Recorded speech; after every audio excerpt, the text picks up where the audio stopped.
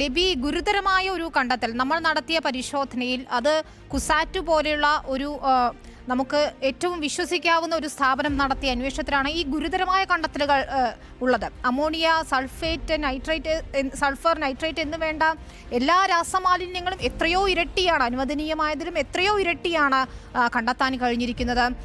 പക്ഷേ മുഖ്യമന്ത്രി ഇന്ന് നിയമസഭയിൽ പറഞ്ഞൊരു കാര്യം ശ്രദ്ധേയമാണ്. അവിടെ രാസമാലിന്യം ഇല്ല പെരിയാറിൽ, അതല്ല ഈ മത്സ്യങ്ങൾ ചത്തുപൊങ്ങിയതിനൊക്കെ ഇടയാക്കിയതെന്നാണ്. ഈ മലിനീകരണ നിയന്ത്രണ ബോർഡിന്റെ റിപ്പോർട്ടിനെ പൂർണ്ണമായും വിശ്വസിച്ചുകൊണ്ടായിരിക്കും അത്തരമൊരു പ്രസ്താവന. പക്ഷേ കുഫോസ് ആയാലും കുസാറ്റ് ആയാലും നടത്തിയ ഈ പരിശോധനാ ഫലങ്ങളിലെല്ലാം തന്നെ ഇത്തരം ഗുരുതര കണ്ടെത്തലുകളാണുള്ളത്.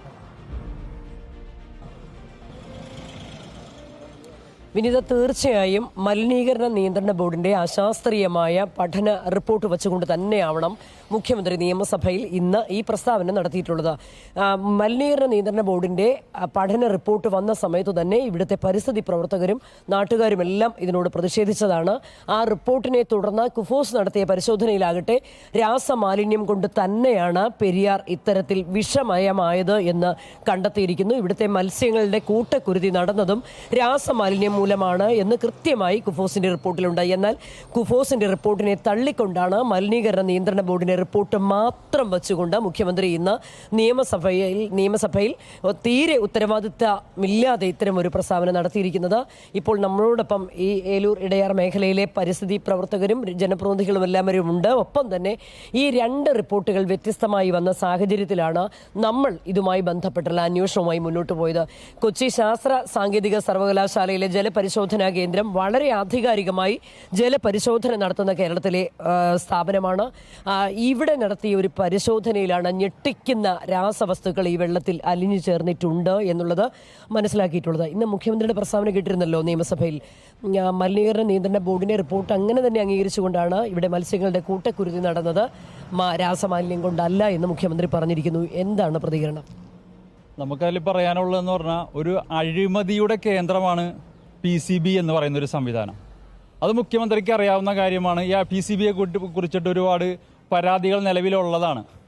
അങ്ങനത്തെ ഒരു ഏജൻസിയുടെ റിപ്പോർട്ട് ഒരു ഉത്തരവാദിത്തമില്ലാതെ ഒരു മുഖ്യമന്ത്രി വായിച്ചുകൊണ്ട് ജനങ്ങളെയും കോടതികളെയും തെറ്റിദ്ധരിപ്പിക്കുന്ന ആ നടപടിയിൽ നിന്ന് മുഖ്യമന്ത്രി പിന്മാറണമെന്നാണ് ഞങ്ങൾക്ക് അതിനകത്ത് പറയാനുള്ളത്.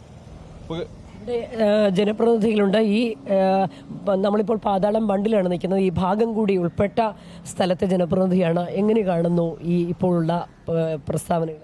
ഈ പെരിയാറിന് ചുറ്റുപ്പെട്ടാണ് ഏലൂർ നഗരസഭ കിടക്കുന്നത്. ഈ 11 കിലോമീറ്റർ ചുറ്റളവിൽ ഏകദേശം 50,000-ഓളം ആളുകൾ ഇവിടെ താമസിക്കുന്നുണ്ട്. ഇവിടെ ഈ അടുത്ത് നടന്ന പെരിയാറിൽ നടന്ന മത്സ്യക്കുരുതി എന്ന് പറഞ്ഞ് ഏകദേശം പെരിയാർ അങ്ങനെ വരണമെങ്കിൽ ഒരു 2 വർഷങ്ങളും കഴിയും അത്തരം മത്സ്യങ്ങളെല്ലാം സമ്പത്തായിട്ട് വരണമെങ്കിൽ. അതുമാത്രമല്ല ഈ 50,000 ആളുകൾ ഈ പെരിയാറിന് എന്നുള്ള വെള്ളം വെച്ചിട്ടൊക്കെയാണ് ഇവിടുത്തെ കിണറുകൾ റീചാർജിങ് കാര്യങ്ങളെല്ലാം നടന്നു പോയിക്കൊണ്ടിരിക്കുന്നത്. അതുമാത്രമല്ല ഈ അന്തരീക്ഷ മലിനീകരണം അതും വളരെ പ്രധാനപ്പെട്ടതാണ്. ഇതിൽ പറഞ്ഞു പോകേണ്ട ഒരു കാര്യമാണ്. കാരണം ഇവിടെയുള്ള ആളുകൾ 100 പേരെ ടെസ്റ്റ് ചെയ്താൽ ഏകദേശം നമ്മൾക്കൊരു 25 പേർക്ക് മാരകമായ അസുഖങ്ങൾ പിടിപെട്ടിട്ടുണ്ട് എന്ന് തെളിയാൻ സാധിക്കും. അത് ടെസ്റ്റിൽ പോകുമ്പോൾ വളരെ ഗുരുതരമായ ആരോപണങ്ങൾ തന്നെയാണ് ജനപ്രതിനിധികളും നാട്ടുകാരും ഒക്കെ പറയുന്നത്. വലിയ ദുരവസ്ഥയാണല്ലേ ഇവിടുത്തെ? അതെ. ഇവിടെ ഞങ്ങളിപ്പോൾ കൂടുതൽ ഞങ്ങൾക്ക് വേറെ ജോലി ഉണ്ടെങ്കിലും ഞങ്ങൾ വൈകുന്നേര സമയങ്ങളിലൊക്കെ മത്സ്യം ഇതാക്കുന്നുണ്ട്. അപ്പോൾ ഇങ്ങനത്തെ ഒരു മത്സ്യക്കുരുതി ഇത് ഞങ്ങളുടെ അനുഭവത്തിൽ ആദ്യമായിട്ടാണ് ഇത്രയും കാണുന്നത്. അപ്പോൾ ഇത് നമ്മുടെ പറയണ പോലെ എല്ലാ കൊല്ലവും മഴക്കാലം തുടങ്ങുമ്പോൾ ഷട്ടർ തുറക്കും, മീൻ ചെറുതായിട്ടൊക്കെ അങ്ങനെ ചത്ത് പോകാറുണ്ട്, ഓക്സിജൻ അളവ് കുറയാറുണ്ട്. പക്ഷേ ഈ തവണ അതിൻ്റെ കൂട്ടത്തിൽ വിഷമാലിന്യം കൂടി ഇട്ടിട്ടുണ്ടെന്ന്. വിഷമാലിന്യം വലിയ അളവിൽ വന്നു. വിനിത, നമുക്ക് ദൃശ്യങ്ങളിൽ കാണാൻ സാധിക്കും ഈ പെരിയാറിൻ്റെ 2 കരകളിലുമായി ഇപ്പോൾ തന്നെ കാണാൻ സാധിക്കും വ്യവസായശാലകളൊക്കെ. ഇവിടെ ഏതാണ്ട് 300ഓളം വ്യവസായ സ്ഥാപനങ്ങളാണ് ചെറുതും വലുതുമായിട്ടുള്ളത്. അത്രത്തോളം വ്യവസായശാലകളിൽ നിന്ന് പുറത്തേക്ക് തള്ളുന്ന രാസമാലിന്യങ്ങൾ മുഴുവൻ ഈ പെരിയാറിലേക്കാണ് ഒഴുക്കി വിട്ടുകൊണ്ടിരിക്കുന്നത്. സംസ്കരിച്ച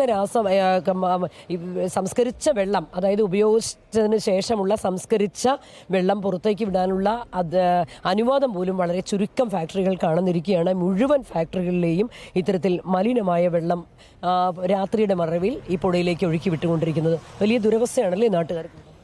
ദുരവസ്ഥ തന്നെയാണ്, അതിൽ യാതൊരു സംശയമില്ല. കാരണം അധികാരി വർഗങ്ങൾ ഒന്നടങ്കം ഒരു ഗ്ലാസ് കഞ്ഞിവെള്ളം കുടിച്ച ബുദ്ധി പോലും ഇല്ലാത്ത രീതിയിലാണ് സമൂഹത്തെ ഒന്നടങ്കം മണ്ടന്മാരാണെന്നുള്ള രീതിയിലാണ്.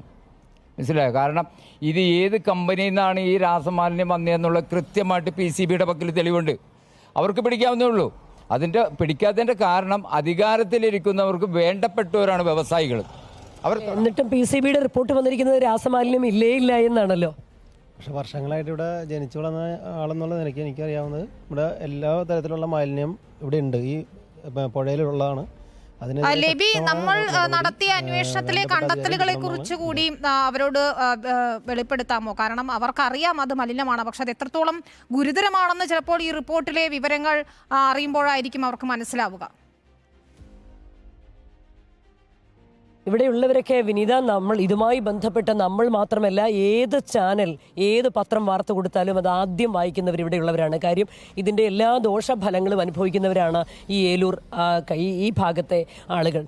ഇന്ന് റിപ്പോർട്ടർ ചാനൽ പുറത്തുവിട്ട വാർത്ത കണ്ടിരുന്നു. അതായത് ഞങ്ങൾ നടത്തിയ പരിശോധനയിൽ ഞങ്ങൾ അന്ന് വ്യത്യസ്ത സാമ്പിളുകൾ ഈ പെരിയാറിൻ്റെ പല ഭാഗത്ത് നിന്ന് ശേഖരിച്ച് പരിശോധനയ്ക്ക് അയച്ചപ്പോൾ അതിൽ അമോണിയയുടെയും നൈട്രേറ്റിൻ്റെയും സൾഫറിൻ്റെയും എല്ലാ അളവ്, സൾഫേറ്റിൻ്റെയും ഒക്കെ അളവ് അപകടകരമായ രീതിയിൽ ഉയർന്നു നിൽക്കുന്നു എന്നാണ് കാണാൻ കഴിഞ്ഞിട്ടുള്ളത്. അത് സംബന്ധിച്ചുള്ള റിപ്പോർട്ട് ശ്രദ്ധിച്ചിരുന്നു. നിരവധി ശാസ്ത്രീയ പഠനങ്ങൾ ഇതിനു മുമ്പും നടന്നിട്ടുള്ളതാണ്. അത്തരം പഠനങ്ങളൊക്കെ തന്നെ PCBയുടെയും നമ്മുടെ ഗവൺമെൻറ്റിൻ്റെയും അടുത്തുള്ളതാണ്. കോടതിയിൽ കേസുള്ളപ്പോൾ സാധാരണ ഗവൺമെൻറ് ഒരു കക്ഷിയാണല്ലോ. അതിനടിസ്ഥാനത്തിൽ ഗവൺമെൻറ് സംവിധാനങ്ങൾക്ക് ഈ റിപ്പോർട്ടുകളെല്ലാം ലഭ്യമാണ്. ഇത്തരം റിപ്പോർട്ടുകളിലെ പഠനങ്ങളിലെല്ലാം തന്നെ ഇത്തരം കാര്യങ്ങൾ അവർക്ക് ബോധ്യപ്പെട്ടിട്ടുള്ളതാണ്. ഇപ്പോൾ ഇത് ഇപ്പോൾ ഈ മത്സ്യക്കുരുതി നടന്നതിൻ്റെ 2ാം ദിവസമാണ് ഈ വെള്ളമെടുത്ത് പരിശോധിക്കുന്നത്. അപ്പോൾ പോലും ഇത്ര ഗൗരവമായിട്ടുള്ള കെമിക്കൽ കണ്ടാമിനേഷൻ ഇതിനകത്ത് കാണുമ്പോൾ അന്ന് രാത്രി എത്രത്തോളമായിരിക്കും കമ്പനികൾ ഒഴുക്കി വിട്ടിരിക്കുന്നത് നിങ്ങൾക്ക് ഊഹിക്കാവുന്ന കാര്യം. പരിസ്ഥിതി പ്രവർത്തകരെല്ലാം നിരന്തരം ഇതിന് പിന്നാലെ കൂടിയിരിക്കുന്നവരാണ്. ഇതിനെതിരെ ഈ രാസമാലിന്യം ഒഴുക്കുന്നതിനെതിരെ സ്ഥിരം പ്രതിഷേധവുമായി രംഗത്തുള്ളവരാണ്.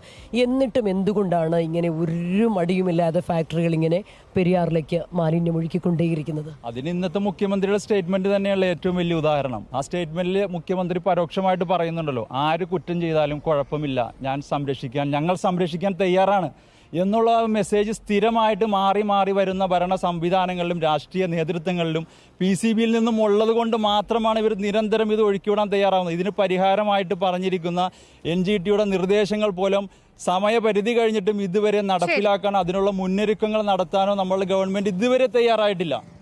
തീർച്ചയായും വിനീത, വളരെയേറെ രോഷാകുലരാണ് സ്വാഭാവികമായും ഇവിടുത്തെ നാട്ടുകാരും ജനപ്രതിനിധികളും പരിസ്ഥിതി പ്രവർത്തകരുമെല്ലാം. കാലങ്ങളായി ഈ പ്രശ്നം ഉന്നയിക്കുന്നുണ്ടെങ്കിലും ഇതിനൊന്നും ഒരു ശാശ്വതമായ ഒരു പരിഹാരം ഉണ്ടാകുന്നില്ല. പൊല്യൂഷൻ കൺട്രോൾ ബോർഡ് എപ്പോഴും വ്യവസായശാലകൾക്കൊപ്പം നിൽക്കുന്നു എന്നുള്ള വളരെ ശക്തമായ ആരോപണമാണ് ഈ ഭാഗത്തുള്ള ഈ നാട്ടുകാരെല്ലാവരും തന്നെ ഉന്നയിക്കുന്നത്.